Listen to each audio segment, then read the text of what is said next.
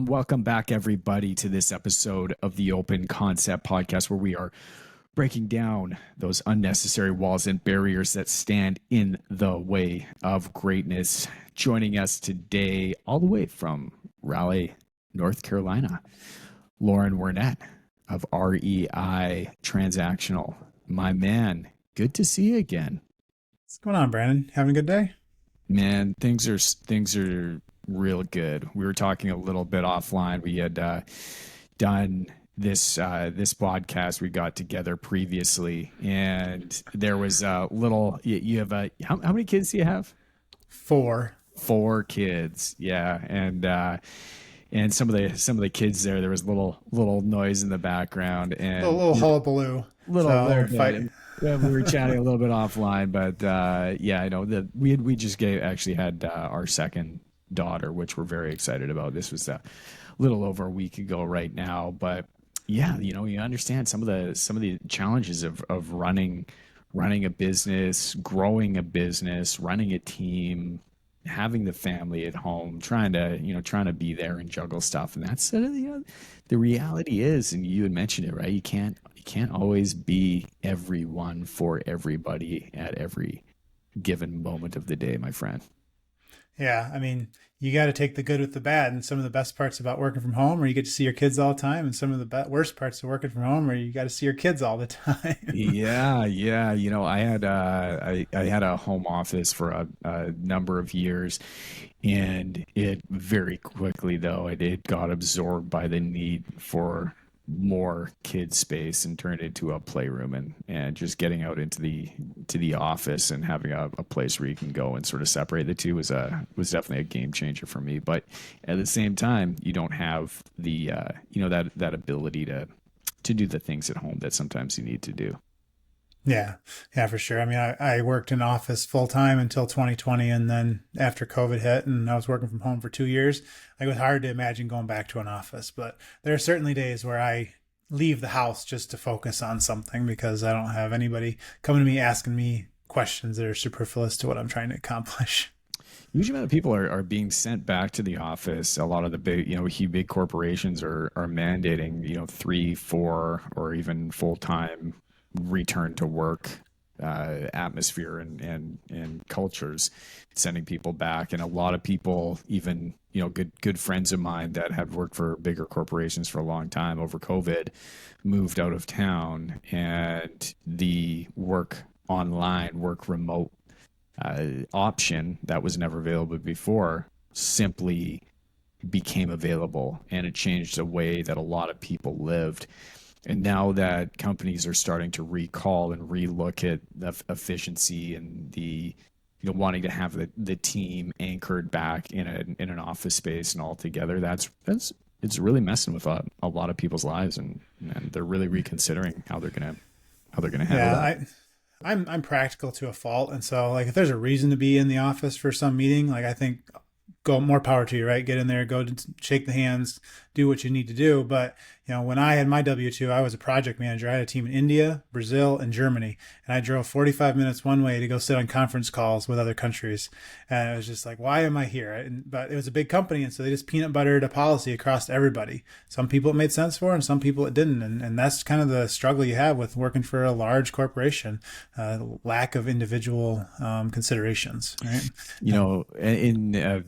What a good friend of mine, she works for the marketing team, and it's a global marketing team for a large athletic company, and they've recalled everybody back into the office. But she's saying she's being mandated to go into the office 4 days a week, but her team is everywhere, right? It's in Brazil, it's in Portugal, it's all over the world. So she drives sitting in traffic to go to the office, to clock in, to park 4 blocks away, to walk there, to jump on a Zoom call, to turn around, jump back in her car, and sit back in traffic to get home. And it just doesn't make sense. But it's this blanket idea across the company that this is policy that everybody needs to follow. And nobody is exempt from that policy. And as a big corporation, you're a big ship to move, right? To change policy quickly is a very difficult thing to do. But as a more mobile, smaller, and nimble, I think like it's a big advantage in a lot of ways to be able to make quick, dynamic change when you need to. And I think that's an advantage that a lot of smaller companies have. Yeah, I mean, I think there's an advantage on being big. There's an advantages on being small. I think the whole goal of being a business owner is taking the things that are supposedly your weakness. Oh, I'm a small business, turning them into your advantages that you can use to drive market, potential, increase revenue, do things like that. Because the big guys are using their size to their advantage to get better margins on things, to get into markets that they couldn't, but they can't do all the things that a little guy can do. So you just have to figure out what you're really good at and what you're weak at, and figure out how to take your weakness and turn it into a strength. Yeah, really highlight those strengths and use that to your advantage. But man, so for those that are listening and don't know you, you've had a lot of experience flipping homes. We've talked about that, flipping homes, developing, and then got into the idea of really just financing and understanding that there was a gap in the market for financing these builds and these flips, and making sure like it is a very dynamic, fast moving market, and there was a space in that marketplace and a demand that was needed that you managed to fill with your new venture. But why don't you take us back and tell us a little bit about your journey through to where you are now. Yeah. So 2020, I was working at W-2 and just realized I didn't want to do that the rest of my life. And so started down the path of real estate, really just to get a little bit more cash coming in, spend some more time with my family long term. And over the course of about 3 years, ended up purchasing about 65 properties, had 85 doors. And then we were doing about 20 flips over the course of about 18 months to 2 years. And I was also doing the W-2, had 4 kids, and so just really grinding down, and just got to the point where like I don't want to deal with tenants anymore. Flipping was never a thing that I really enjoyed. It was something that just produced quick cash, the quicker cash conversion cycle than a rental. And there was one specific flip that I think we made about $10,000 on, and the private money lender that we used, I think they made $20,000 or $22,000. And it was just like this light bulb. Like they didn't have to deal with contractors and change orders and the risk of the market shifting. They wrote some paperwork, sent us some money, and then 6 months later took their money back plus a really good profit and turned it over. And I was like, that is a scalable business. That is something that I can do because I know how to raise capital. I know how to structure deals. I know how to market. And so you take all those things, roll them together, and you basically built out a private money lending business. So in 2023, we started that business. 2024, we launched a 506c fund to take our accredited investors, roll them into something more formal that was regulated by the SEC, and started putting loans out. And we've had, really good success since then. Somebody might ask, because you had said 2020 you were a W-2 employee of another company, and at the same time managed to acquire 85 or so different properties in a very short period of time. And for somebody that's new to the real estate market and new to real estate investing, that seems like a huge leap, because a lot of people they're lost on how to acquire their first door.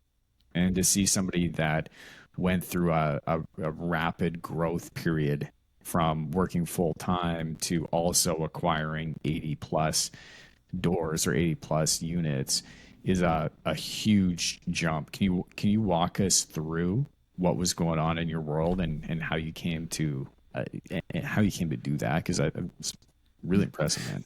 So the short answer, it was chaos, but controlled chaos, right? The first thing is, the first property you close on is the hardest by far. once you get past that first one, then you start to get into a rhythm of like, these are the steps. There's a lot less fear of not knowing what the next step is.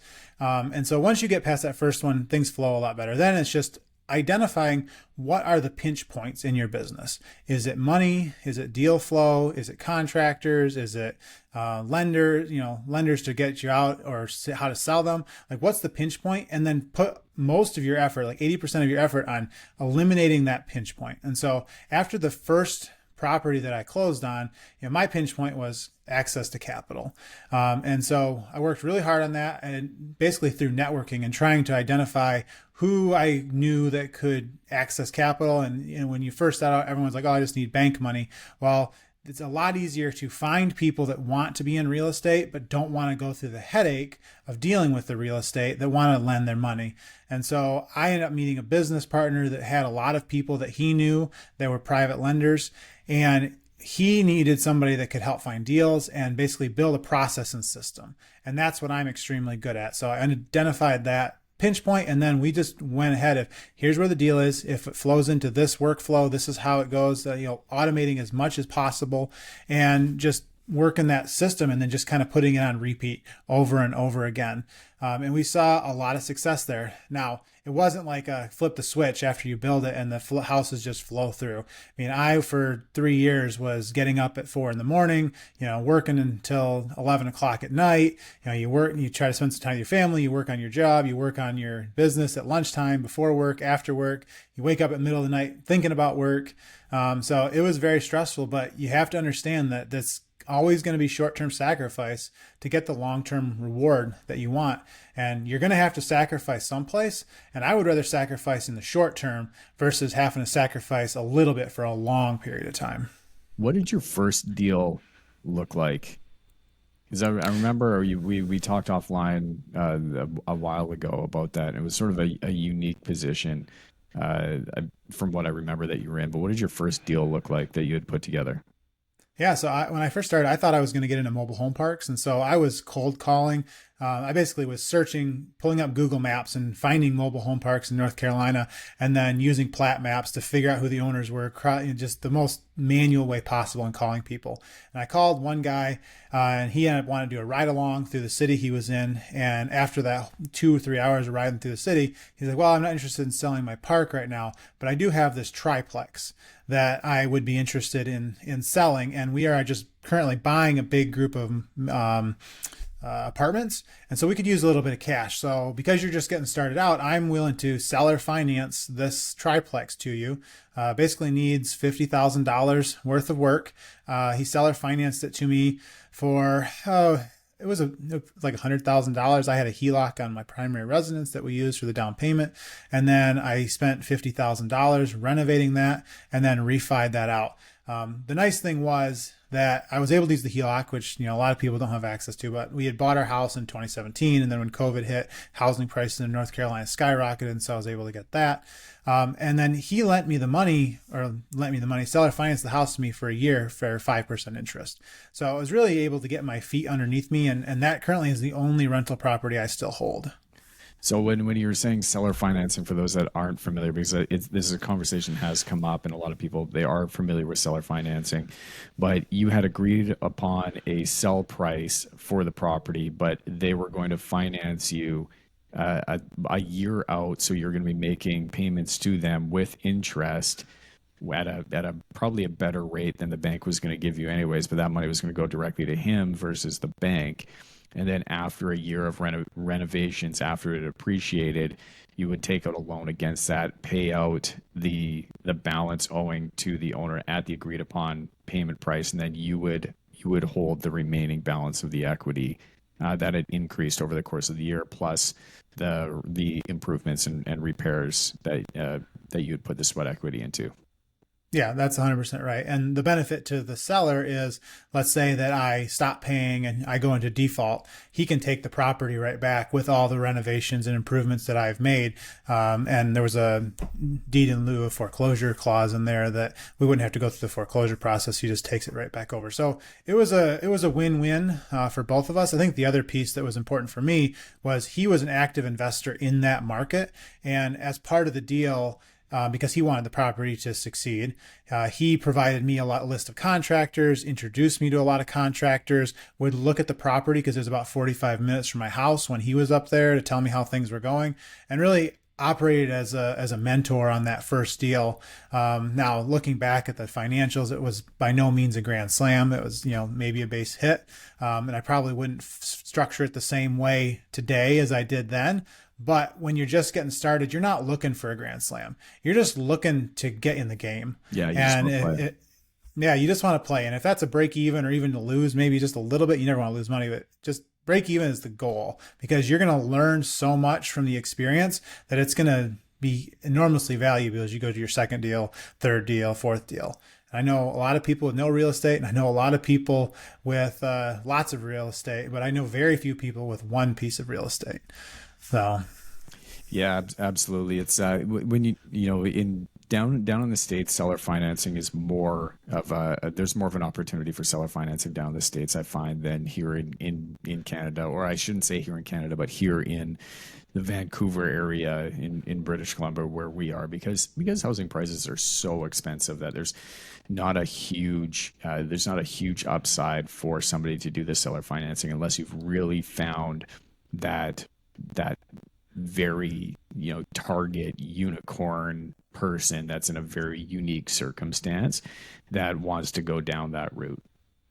yeah, and it's not going to be for every seller, right? If a seller's just going to leave and they don't know where they're going to go and they need the cash, like seller finance is not the way to go. But if you're talking to an active investor, and let's say they sell that property for $100,000 and they've owned it for more than a year, now they got to take long-term capital gains on that, right? And get taxed on it. But if they seller finance it, they can spread some of that gains out over the course of that note and reduce their tax liability, on an annual basis for a few years. Down in the States, it's a real estate investing is really attractive because you can roll the profits from one real estate project into another real estate project or real estate investment without paying personal income tax on top of that, and on top of those gains. Whereas here in Canada, we don't have that, and it's something that we're pushing hard for, because I think it's a huge incentive to keep the market moving, right? To keep the market investing into the market. But if Yeah. you're paying capital gains on top of every transaction that you're making, it becomes a question of, is this really worth it, or how far can we take this before the government just has their hands in our pockets? And it's a big issue here in Canada that I think something that you guys have done down in the States has gone really well for a lot of people. Yeah, I personally think it also helps push appreciation on properties, because the way 1031s work, you have to trade, like for like. And let's say I'm selling a property and I've got $400,000 worth of capital that I need to put someplace. I might find a house that I might normally, if I was buying just straight cash, might negotiate it down to 330 or 350. But now I got 400. I'm willing to pay more because the benefit of saving on the taxes outweighs the negative of paying extra for the property. For somebody that's looking to do a seller finance deal, and I did a sort of a similar deal. It was my second ever real estate transaction, my second ever real estate investment. I had done a similar deal with a renovation credit and had purchased it essentially on a line of credit and then was repaid that cash. I can go through that deal, how I worked that out at one point, which I don't know if that kind of deal is around all that much anymore. But from somebody that's looking to buy real estate and go this seller financing route without having to put down a huge down payment, what does the avatar look like of somebody that you think would be in a position that would want to seller finance a project and sell a property to a private lender, or sorry, a private investor? Yeah, so I think first and foremost, do they own the property outright, right? Because if they still have a note on it, then you're talking in subject to or some other creative strategy. But for straight seller financing, they need to own the property outright. And there's a lot of tools, batch leads, PropStream. They will tell you what loans are on the property and what the equity is. So that's step number one. The next is really talking to the seller of what their needs are. Are they in a rough spot and they just need the cash so they can go buy another place? Or do they have other streams of income and they just want to take the cash that you're getting and basically live off that, almost like an annuity for, a certain amount of time? And they don't all have to be like, oh, this investor and I just want to defer taxes. It might just be like, hey, I have a bunch of family and my family is probably going to take this money if I get it, right? For whatever, somehow, some family dynamic there. If you seller finance this, then basically I'm going to pay you every month for the next X number of years, and it protects that capital from, something nefarious that may be happening in their personal life. So it really comes down to talking to the seller and figuring out what their needs are and how you can best help them. And seller finance is not going to work in every situation. It might work in some, it might be the answer to someone's problems, but you got to have it as part of your toolkit when you're talking to sellers so that you can help solve their problems. Because it's not about you as the buyer and your problems. It's about trying to help the seller and their problems. There's a lot of different strategies that you can take when it comes to real estate investing, whether it's going to be a buy and hold or flip, or we've talked here on the podcast of the method, which was popularized, a long number of years ago, and everything from they were back in the day used to be able to find the what they would call the mop and glow properties, where you would essentially buy distraught property, clean it. You wouldn't even do any renovations, but basically clean it, shine it up a little bit, and then resell it at a higher price point, and then you would take advantage of that margin. But what are you finding are the most sought after investments in real estate that your clients are working with? Is it multifamily stuff, buying a number of properties, buying blocks of apartment buildings? Is it independent units? Is it single family homes? What's going on in your world down south there? Yeah, I'd say that there's a couple different classes that are real popular. Now, I don't play in the multifamily space too much. I know there are some people that I talk to that are very heavy into that. It's just not something I play in. One thing that's been getting more and more traction recently because of the home prices is the manufactured homes, so like a double wide on a brick foundation that's title has been forfeit, so it basically becomes real property.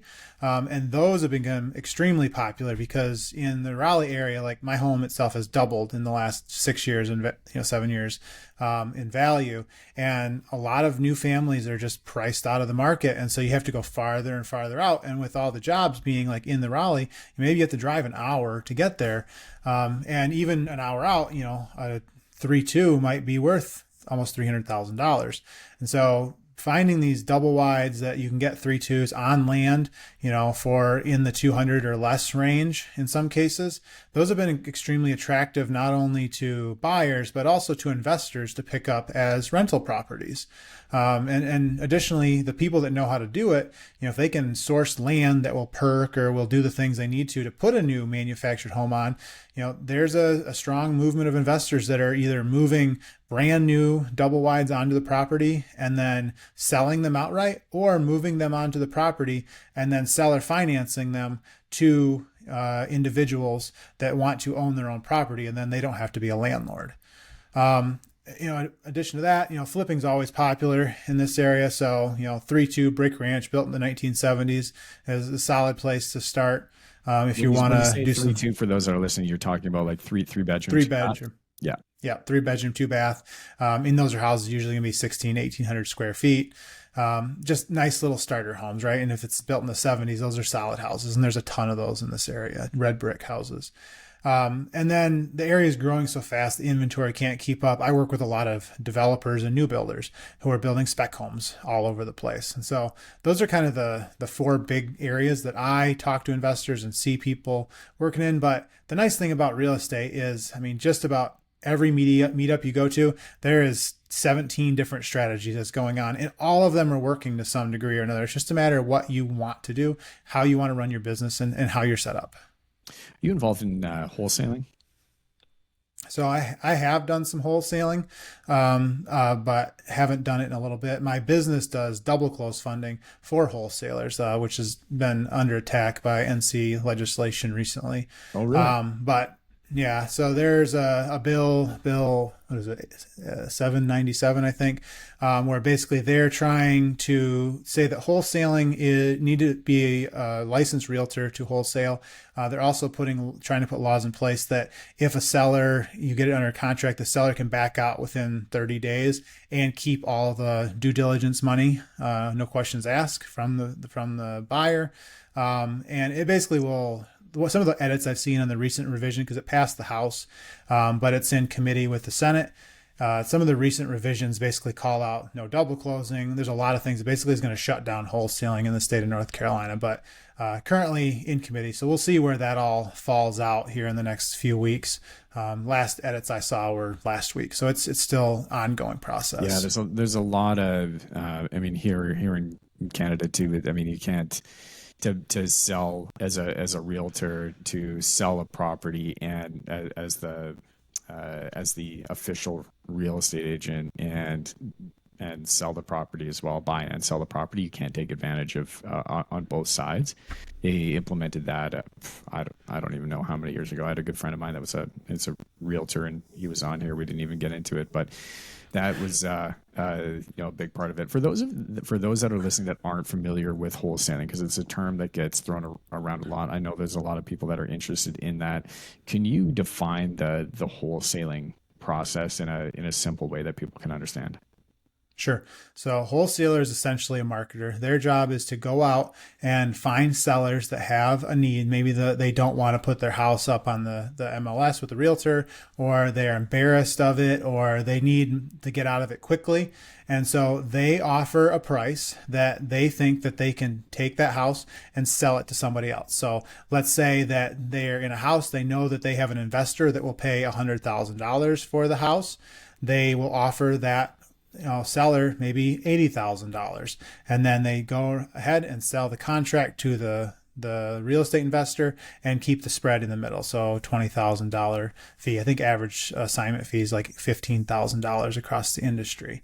Now it gets a lot of bad rap because you get these people that go in and are kind of unscrupulous and I lock your house up for 50 grand and you go out and try to market it and then you can't sell it and so you just pull it out of contract. Meanwhile, the person that was trying to sell it is thinking they have their house sold and is moving their stuff out, accruing cost, and now they're in a bad situation, right? There is also a really good need for it in the market because there's just people that don't want to deal with realtors. They don't want to, they are embarrassed of their houses. They have houses that can't be sold, bought with like FHA loans or other loans because of the conditions they're in. And they really do help get inventory that would otherwise not get sold or would have a challenge to be sold and get it into the hands of people that can turn it into something that's marketable and help clean up neighborhoods. But just some of those bad actors have put a bad taste in the mouth of a lot of people, in addition to some of the legislation that's changed around realtors and, the laws around sellers agents and buyers agents. I think there's a lot more pressure on wholesalers now because they see that there is this group of people that are not under the realtors commission that are out there operating, selling and buying real estate, and they want to push more of that into the mainstream so that their constituents can get those commissions. Yeah, yeah, totally. So, I mean, finding somebody that's wants to sell their house, and or maybe they that they want to sell their house, or you go and you knock on their door and ask them if they're looking to sell their place, give them an offer of $1 million, and then you find a buyer that is interested that's going to pay 1.1 for it, and then you're going to cover the spread after fees, and you're just sort of acting as that hustler, that middleman, if you will. Yeah, it's a really good way to get started in real estate when you don't have much money because you literally have a computer and a phone and you can grind your way into some money that way. But it's a hard job. No one that's ever done wholesaling will tell you that it's easy. It takes a lot of work. But the value that they provide is they're acting as that marketing conduit for a lot of people that just focus on flipping or focus on rentals. And I bought a lot of properties from wholesalers because it was cheaper to spend the money on arguably, it was cheaper to spend the money on the acquisition fees to the wholesaler than it was to actually set up a whole marketing department. Can you define the double close and what that means on your end? And when you're talking about we do the double close and the REI double close, what that's all about? Yeah. I mean, so essentially a double close is you have a seller and you're the buyer. You're going to buy the property from the seller and then on that same day sell that property to someone else. And so there's instances where this needs to happen. There's instances where the wholesaler wants this to happen to just keep the name or the relationship of the person that's selling or buying from the other person, or maybe they want to keep what they're making from each party. And so our company will come in and help fund. So part of this is you have to bring all the cash to the closing table for the first closing because you can't use the funds from the second closing for the first one.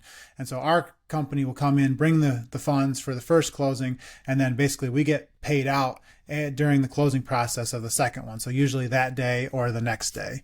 And it allows wholesalers to use their cash to go and market and do the things they do versus holding a whole bunch off to the side to cover these double closes. Right. So can you define that just a little more clearly? Because if Sure. can you give a real life example?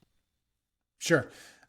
So we had one just recently in Virginia. The wholesaler had a seller that they were purchasing the property for $250,000, and they had a contract with a buyer for $280,000. And so they didn't have $250,000 in their bank account to close that. And so on the day of the closing with the seller, we came in, provided the $250,000. That whole transaction happened. The seller got paid. Then right after that, then the end buyer, the person that was buying the property, they funded their closing. And as part of that closing, we basically had a loan on the property and we were paid out. And the wholesaler got his $20,000 or $30,000 assignment fee in the middle.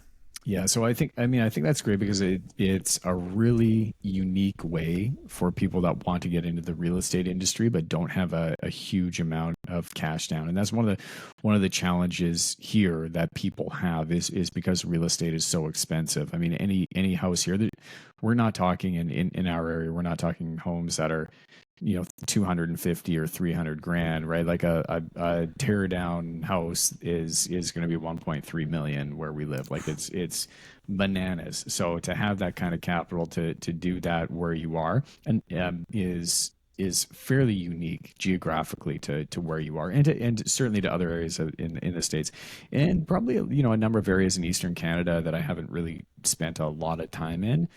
But I think this is why a lot of, even though the dollar here in Canada is doing terrible compared to the US dollar, and I have no idea what's going to happen there over the next handful of years. But I think that's why a lot of people that do want to get into real estate, they love real estate, they think about real estate, and why investing down in the States makes a lot of sense is because there's a lot more opportunity, there's a lot more inventory, but it still does require a huge amount of hustle if you want to find those deals. Mm-hmm. And Yeah, it's arguably a it does. very competitive thing to do because there's a lot of people out there that know you can make fairly quick money without using any of your own money. For Yeah, no, I think it is, but it goes back to that conversation we had earlier about big companies versus small companies and finding your strengths, right? And there are some huge flipping companies, but there are houses that you can flip that will make a ton of money that they just won't touch because of their area or because of, whatever reason. And so what I always tell new people is, don't try to do everything all at once. Focus in on a small, tight little area, become the expert of that area so that when you see a deal come up, a house come up, you can look at it and know within seconds whether it's going to be worthwhile or to look at more or to just pass it on. And then become the guy or the girl that when someone has a house for sale in that area and they have a question, they reach out to you. And that's how you can make your mark. And then from there, maybe you can expand your footprint out, but you got to start hyper focused on one asset class in one specific area and get really, really, really good at that. If you try to cover the whole Eastern Seaboard, like you're basically never going to find anything because you're never going to learn all the markets good enough to find a deal.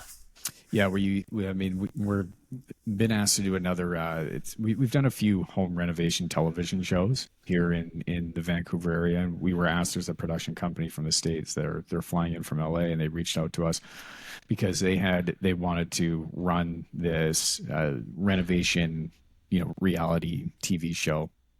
And their production team, they had come in and they had contacted us, and they sort of said, "Hey, this is the budget that we had in mind. They want to come into the States because, or come into Canada from the States because the dollar is better."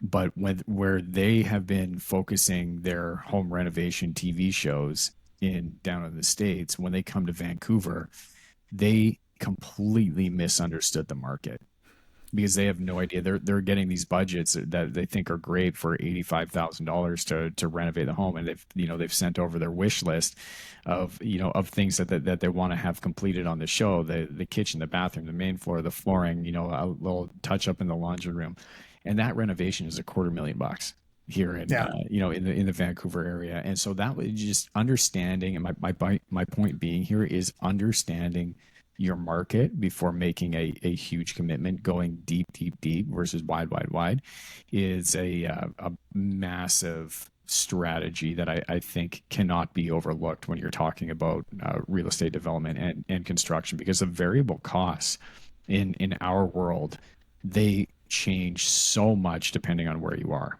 And Mm-hmm. you guys have a huge border along Mexico. You have a lot of people that are there that are working, and the labor costs seem to be much lower than they are here in Canada, where housing prices are exceptionally higher, and you have a huge amount of tradespeople that are, if they want to live here and work here in the city, then they have to charge a certain amount in order to cover those costs, to have an office space, to operate a company. And those costs are exponentially higher. And if you don't understand those variable costs of that specific geographical area, your investment that you are making, or that you think you are making that is a good investment, could end up being just totally fucked. Yeah. I mean, it goes further than that. Like, what are your goals too? Are you going into a appreciation market? Are you going into a cash flow market? And then even the house type. Like, so I grew up in Michigan. In Michigan, everything has a basement. Everything. Mm. In North Carolina, almost nothing has a basement. And so if you were a North Carolina investor and took your knowledge of that and took it to Michigan, all of a sudden you've got this basement. It's like a wet hole in the ground with a sump pump that you've got to deal with, that you have no idea how to handle and what to do with. When, oh, I'll just finish it. Okay, well, guess what? The first spring rain happens, all that drywall is turning into mush, right? And you're going to have an insurance claim. So you gotta know the fundamentals of not just the market, but also the area, what the people want. This area, they want, that bonus room, and this other area might want an extra bedroom. Those type of things are very important to know. And you don't know that unless you're in the market working it, or somebody that has been in the market that can give you those directions. In your experience with flipping homes, right? When working, whether it's yourself personally or clients that you've been working with, what do you think are key things that are often underestimated when it comes to the flipping strategy? I mean, just the general cost of renovation, I think, is the biggest one. Yeah. But if I was going to break it down further than that, how much it takes to fix a foundation, like, oh, it's just a little crack in the foundation, right? Or this window is sticky because the foundation settled a little bit. Like, that could be a massive undertaking, right? I think people overestimate the I don't want to say overestimate the importance of roofs, but roofs are easy to fix. They don't cost that much money. You're talking in this area, $8,000 to $12,000, maybe more, depending on a bigger house. And everybody focuses on the roof. Well, the replacing windows, foundations, those things are massive undertakings. And if I was talking to a flipper this other day, like, oh, it'll be a $40,000 renovation. We're going to do a whole new kitchen. We're going to take this wall out. We're going to put new floor, painting. I'm like, you can't even paint and put flooring in this house. It's 3,000 square feet for $40,000, let alone take a wall out that's probably supporting and needs an LVL.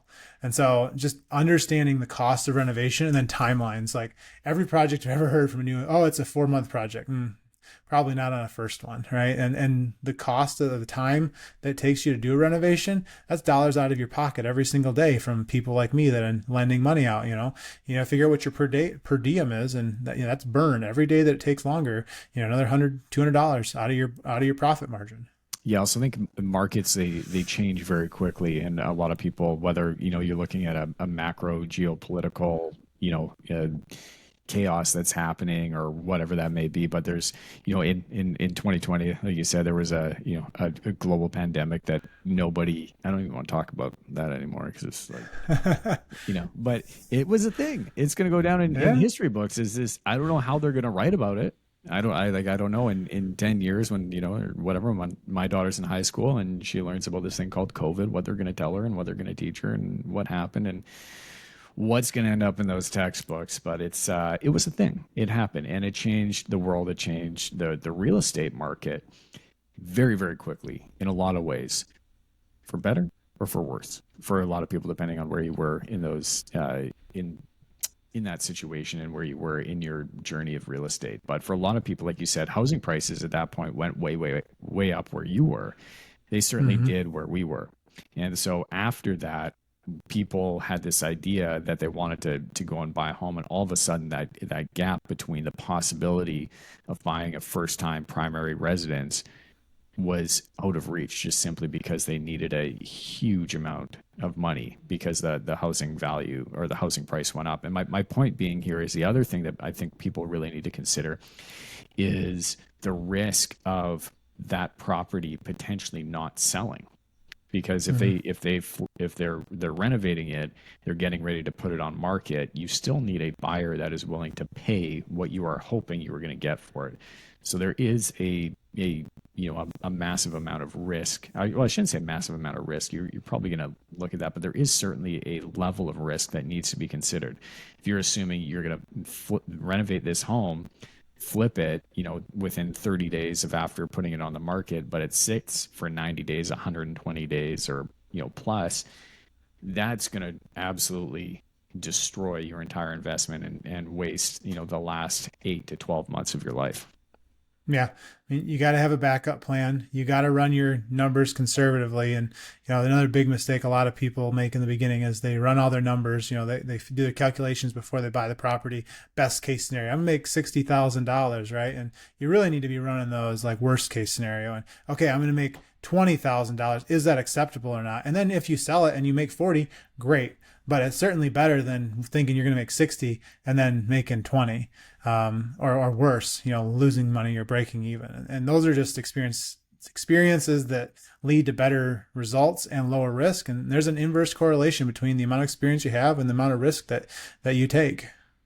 The clients that you're working with that you found are the most successful in doing what they're doing. I imagine that they have a process or sort of a target of deals that they are looking after, or maybe it's just a trait that they have. They're hustlers, they're looking for good deals, maybe they know the market. But what are some traits that the people that you're working with that are the most successful, what are some commonalities either between the deals that they're going after, the mindset that they have, or just the personality that they have as an investors that are making them as successful as they are? Yeah, I certainly don't think it's the deals, because I think it has a lot more to do with the mindset. And so the people that are the most successful I deal with, they're extremely focused. And by focused, I don't just mean like they're focused on business. Like they have an asset class, it's a 3-bedroom, 2-bath brick ranch built in the 1970s on city water, city sewer within 100 miles of whatever city, right? Or they are, they're extremely focused on that, or they're extremely focused on something else, but that's all they do. They only focus on that. And if it's not that, then they're not going to touch it, because that's where and then they're not constantly looking for the new thing. They're not, oh, I'm going to do some flips this year, and I might try a new build next year, and then maybe some mobile home parks the year after. Like, I know a guy that's been doing flips for 50 years, and he does. The reason I always use the 3-bedroom, 2-bath is that he gets in front of meetings. Everybody knows that he goes in front of a meeting and says, "I'm looking for a 3-bed, 2-bath brick rancher built in 1970 on city water, city sewer within 100 miles of Durham." And like that's his whole shtick, Yeah. right?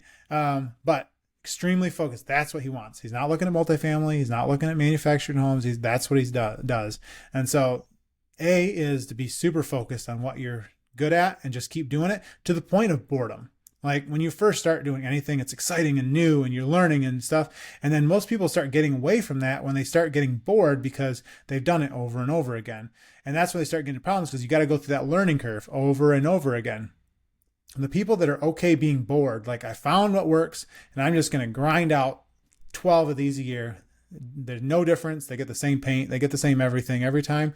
They're the ones that are successful. They're extremely consistent. They're consistent in how they do their marketing. They're consistent in the product they put out. They're consistent in what they're looking for. There's very few highs and lows in what they're doing or in their emotions as they're doing it.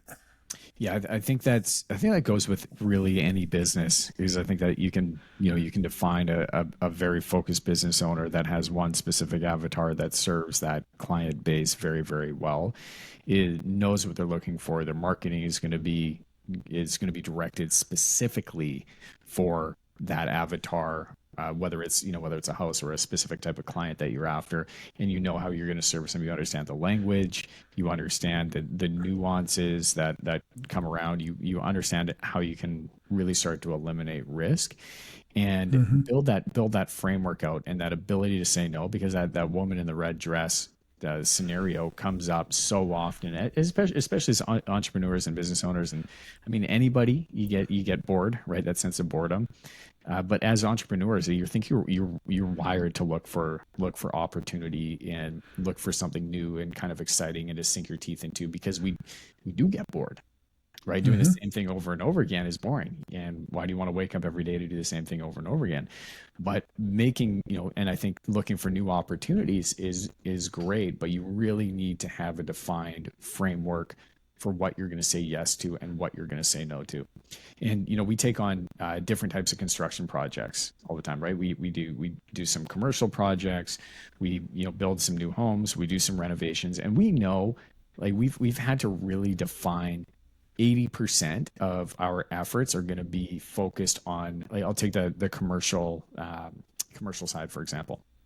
80% of our focus is on one avatar. And we have really nailed down, all right, we want to be building out physio clinics, wellness clinics, Pilates centers, that type of thing, right? And so 80% of our efforts are going towards these types of ventures and these fit outs that we're after. And the other 20% is kind of like playing around, trying some new stuff and for expansion. But the majority of the time has to be focused in one area.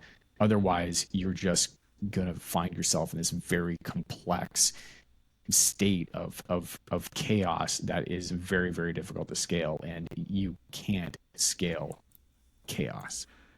Yeah, no, I think that's 100% right. And if you look at a lot of like entrepreneurs, they start out as like this hustler mindset, right? And they hustle and they get to a point where they're successful.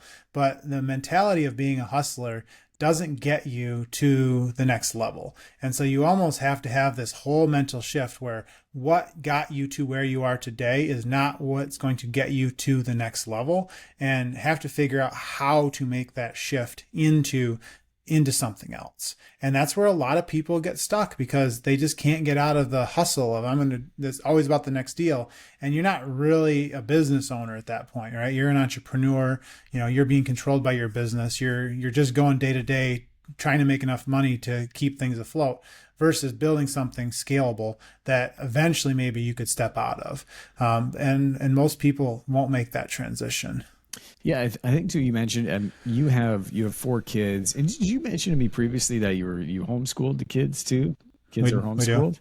Yeah. Yeah. See, you look at that and you think, all right, in order to like, first of all, have four kids, I commend you. I think that's a very Insane. We're beautiful insane. thing, but it's We're insanity. crazy.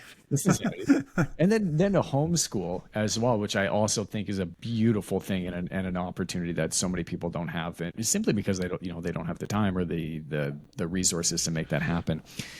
But I would imagine that outside of that personal life, like, which is already going to be a little chaotic from a business side, you need to be very, very focused. So when you get up and you're putting in that effort to work, like, what you need to be focused on. There's not a lot of time for messing around and playing around. How do you find yourself? Am I right in saying that? Yeah, I mean, there's never enough hours in the day to do all the things, right? And so it comes down to prioritization, just like anything else. If you try to do everything, then you're never going to get anything done. And so my day is really structured about the things that I need to do in the morning, which is get up. I work out every single day, have for over a year and a half, haven't missed a day. Then reading some sort of educational book. Right now, I'm reading one human psychology book, and then it's really what are the things that drive revenue first, and then after the revenue driving things are done, then the things that protect revenue, and then after the protection of revenue, then it's structure and organization and things like that. And on downtimes, you figure out things that need to get built for the business to move forward from a scalable or from a strategy standpoint, and you block that time and you do it. But that's how I break my day down. It's what is going to drive revenue, and those are the things I do. Then what protects revenue, and then after that, it's the other stuff, because you can lose an entire week just doing stuff that doesn't move the needle at all easily.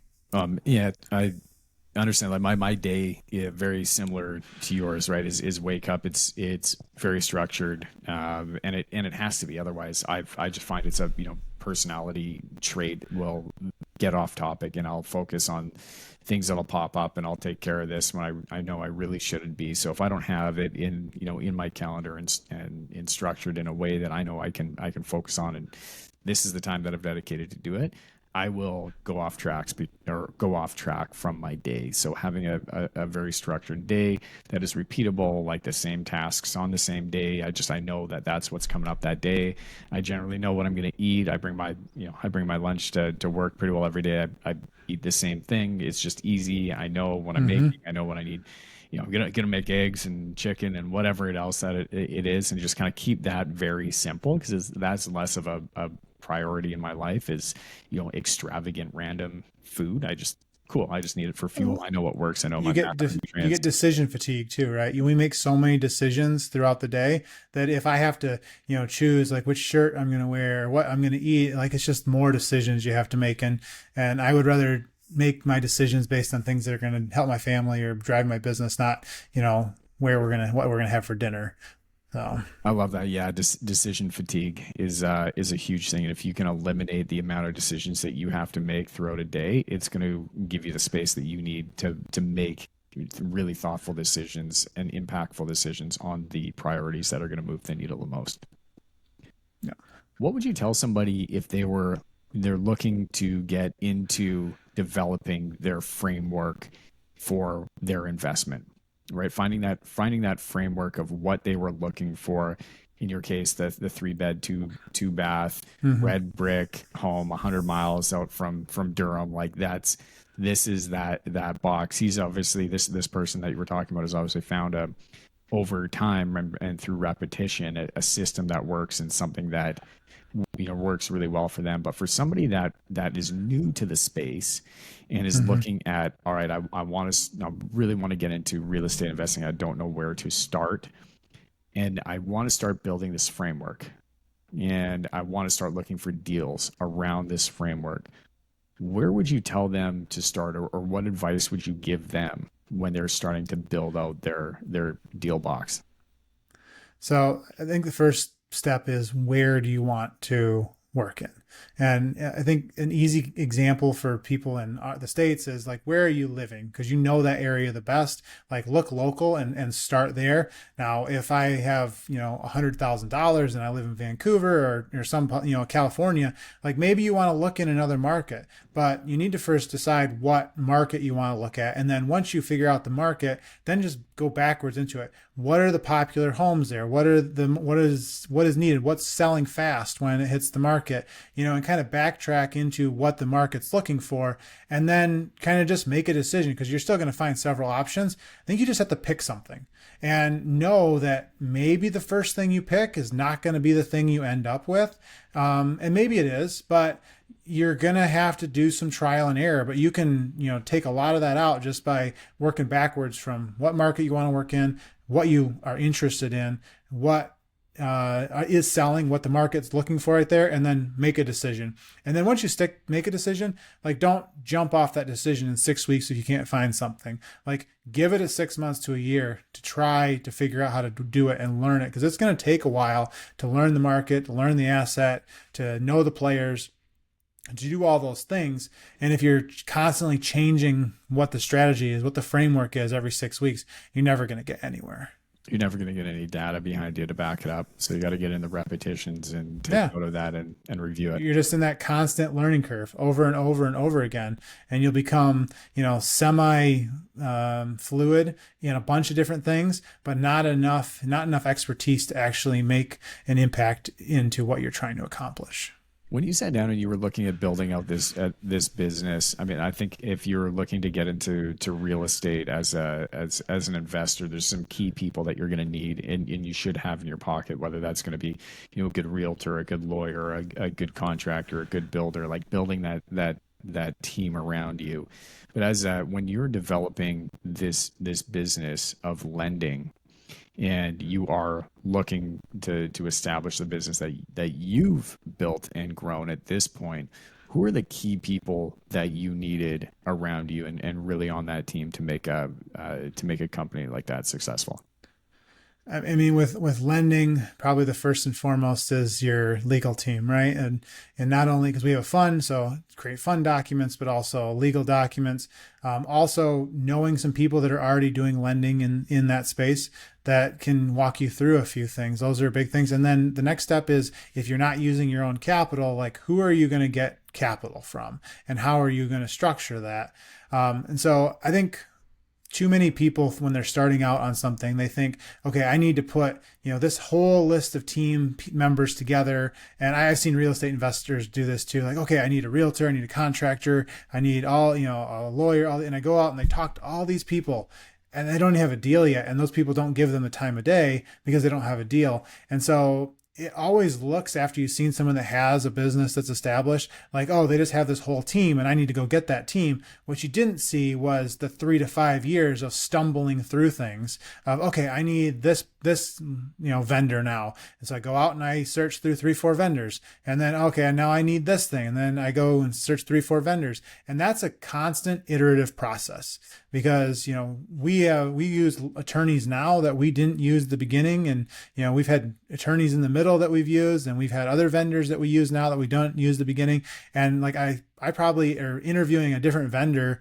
like on a couple times a month, to, even if we're not going to hire anybody right now, like getting an idea what the market is. This is the next thing, because you're constantly looking at what is the next roadblock, what is the next pinch point that's in my business that I need to solve for, and then figuring out how to solve for that. And, maybe that's, I need to put this vendor in place, or maybe the option is to hire someone and put them in my internal team. And so looking at all those different options, then making the best decision for you at that time, then evaluating and adjusting and maybe changing directions if you made some assumptions that were wrong. For somebody that's looking to get a good deal on real estate, right? They assuming that they go to the MLS or they go to a public listing. At that point, it's probably selling for a retail price, and there's probably not.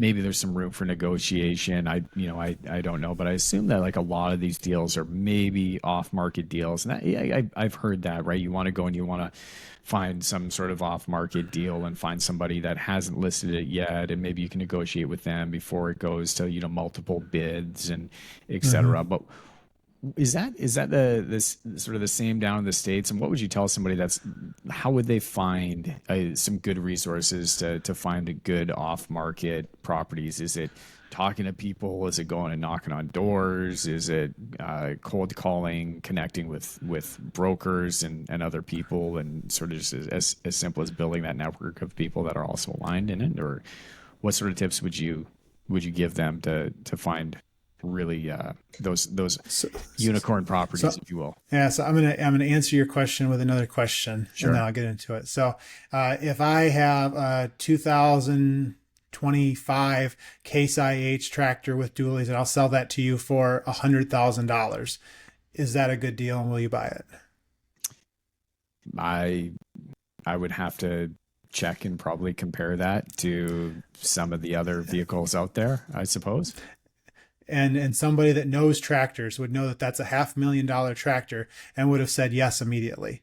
So my point is that if you want to find good deals, you have to know what a good deal looks like. And you can't do that if you don't know what the market is, because the people that know what good deals are, they're going to see that email from that wholesaler or that listing on the MLS come up. They're going to look at it for 3 seconds. They're going to call their realtor. They're going to email that wholesaler, and it will be scooped off the market before you have time to open up Zillow and look and see what the value is. Time in the market, always. Yep. Yep. Love it. Man, where can people find you if they want to get a hold of you and learn more about what it is that you're doing? I'm sure there's going to be people that are going to have questions that we didn't cover today. So it's Yeah. awesome. Happy to answer any questions. So I'm pretty active on social media, specifically Instagram. So I'm Invest with Loren, Loren. And then if you're an investor in the States, we have our website, reihighyield.com, where you can learn about our investing options. And if you're a borrower, reidoubleclose.com, where you can learn all about our products that we have from a lending standpoint. Oh man, Loren, thank you so much for taking time out of your busy day and the chaos that is personal life and 4 amazing, beautiful kids and homeschooling and all that you do to have a chat with us today. Hey, it's been a pleasure. And for everybody else out there that is still with us, appreciate you very, very much for being there. Until next time, stay blessed, rock and roll. Cheers.